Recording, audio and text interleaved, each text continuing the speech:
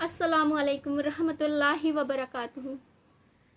ये मुहर्रम का मुबारक महीना है। इस महीने अगर इंसान रोज़े रखता है तो उसके लिए बहुत ज़्यादा अजर व सवाब है, क्योंकि इस महीने जितनी भी ज़्यादा नेकियां करें, नमाज़ पढ़ें, रोज़े रखें, ज़िक्र अस्कार करें, कई गुना ज़्यादा नेकियां होकर हमें मिलती हैं।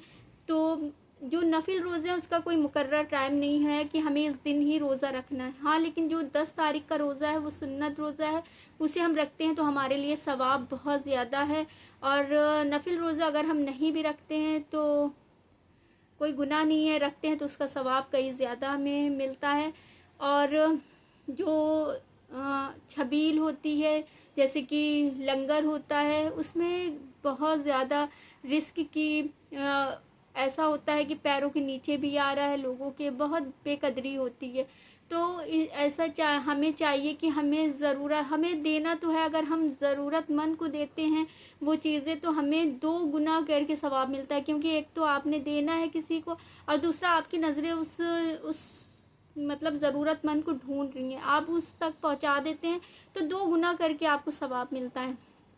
अगर जैसे कि आपने हॉस्पिटल में जैसे शरबत है, जो चीज़ आप बंटवाना चाहते हैं, अगर वहाँ हॉस्पिटल में आप बांट दें, जो कई कई दिन अपने मरीज़ों के साथ हॉस्पिटल में रहते हैं, कम खाने पर अपना गुजारा कर रहे होते हैं, किस तरह से वो अपना इंतज़ाम करते हैं, क्योंकि वैसे ही इलाज में इतने पैसे खर्च हो रहे होते हैं तो उनको ना अच्छा खाना होता है उनके पास। और अगर उस वक्त आप उनको खाना खिला दें या उनके लिए शरबत का इंतज़ाम करते हैं तो बहुत ज़्यादा आपको सवाब मिलता है वहाँ पर।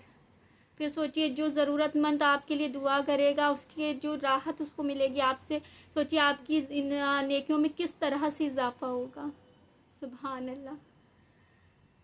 आपके पड़ोस में कोई ज़रूरतमंद है, पता नहीं किस तरह की इसको ज़रूरत है, आपके करीबी, आपके रिश्तेदारों में किसको ज़रूरत है और आप लंगर कर रहे हैं, तो क्या ये अल्लाह के नज़दीक पसंदीदा होगा? पहले तो आपने अपने पड़ोसी को देखना है, आपने अपने रिश्तेदारों को देखना है। तो हम लोग एक चीज़ को मुकर्रर कर देते हैं कि हमें इस तरह से ये चीज़ को इस तरह से करना है। नहीं, अल्लाह ने तो आपकी नेकियों को देखना है कि आप किस तरह से उन नेकियों को कर रहे हैं, किस तरह से आप लोगों की ज़रूरतमंद की ज़रूरत को पूरा कर रहे हैं। और मुझे ये चीज़ आज तक नहीं समझ आई है, जो मुहर्रम में जो ढोल बजते हैं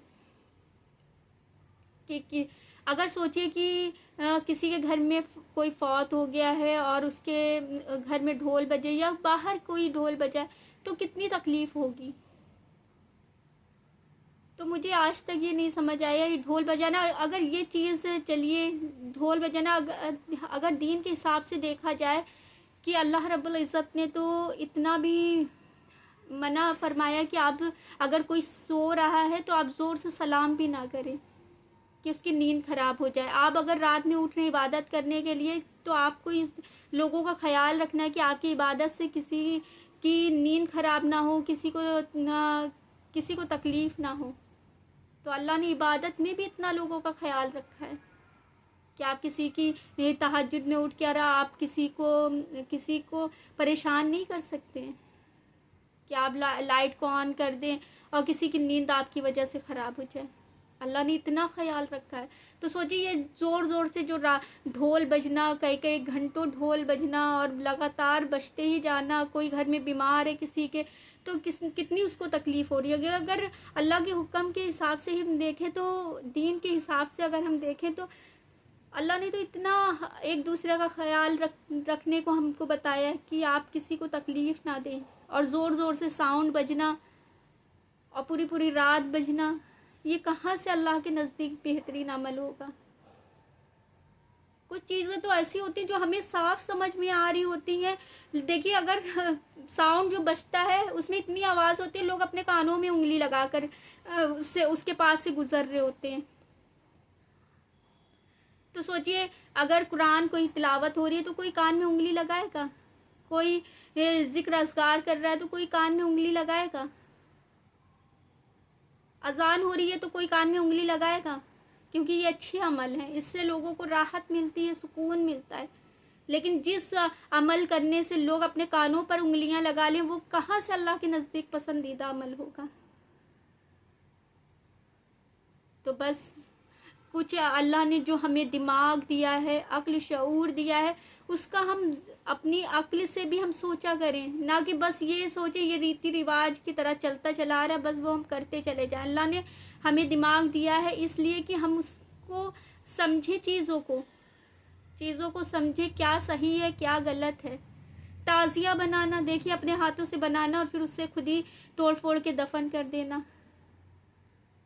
وہاں پر کس طرح سے راتوں میں لڑکیاں عورتیں نکلتی ہیں تعزیہ داری کرنے کے لیے، اس کو دیکھنے کے لیے، جبکہ نبی کریم صلی اللہ علیہ وسلم نے رات میں عورتوں کا منع فرمایا نکلنا گھروں سے باہر۔ تو ہم ایسے کام کرتے ہیں جو ہمیں پتہ ہے کہ ہمیں سمجھ بھی آ رہا ہوتا ہے یہ چیزیں غلط ہیں، وہاں پر تھالی لے جا کر سجا کر اور وہاں پر بیٹھ جانا، دعائیں کرنا، کس چیز کے آگے دعا کر رہے ہیں ہم؟ بھائی ہم اپنے گھر میں بیٹھ کر قرآن کی تلاوت کریں، نماز پڑھیں، تہجد پڑھیں، اپنے لیے دعائیں کریں، اپنے بچوں کے لیے دعائیں کریں، آس پاس کے لوگوں کے لیے دعائیں کریں، اپنے گھر والوں کے لیے دعائیں کریں، اپنے رشتہ داروں کے لیے دعائیں کریں۔ اللہ کے نزدیک یہ پسندیدہ عمل ہے کہ آپ گھر سے باہر نکل کر آپ تعزیوں پر جا کر وہاں پر آپ بیٹھ کر دعائیں کر رہی ہیں اپنے لیے۔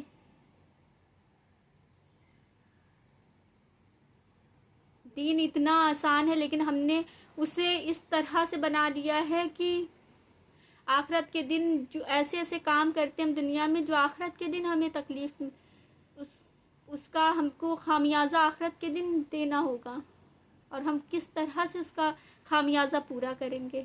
جو ہم دنیا میں کام اتنی آسانی سے کر لیتے، بس وہی ہے کہ بہت سے کام تو ایسے کر لیتا انسان، اس میں ہاں مزہ آ رہا ہے چلو ٹھیک ہے یہ کام کرتے ہیں اس میں مزہ آ رہا ہے، مزے کے لیے انسان کرنا شروع کر دیتا وہ کام۔